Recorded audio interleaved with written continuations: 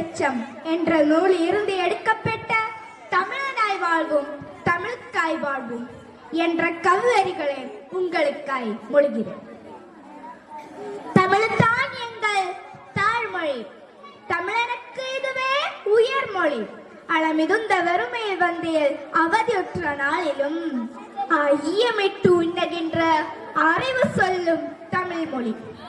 புதுகையிலே பிறந்து முச்சங்க சபையிலே வளர்ந்து கம்பன் கவியிலே மலர்ந்த வையகத்தின் நிலையில்லா செம்மொழியே, உந்தன் பிறவு கண்டு புறமுதுகு காட்டி ஓடி போனால் இன்றோ இங்கு இவன் தமிழன் என்பதையே மறந்து போனால் முரசு கொட்டி உன்னை கண்விழிக்கச் செய்வதா?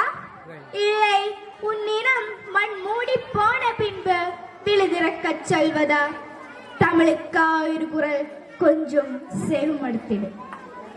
குறிஞ்சி முல்லை மருதம் நெய்தல் பாலை என்று உன் குடிமக்கள் வாழ்ந்த பெருமையே அறிவாயோ?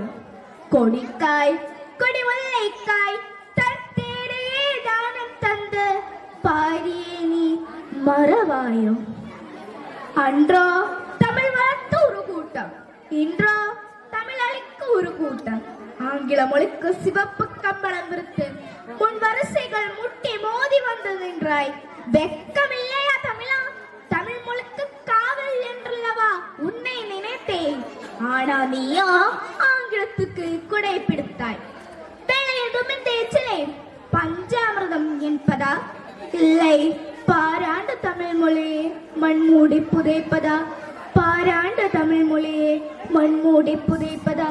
பாராண்ட தமிழ் மொழியே மண்மூடி புதைத்ததா? நன்றி.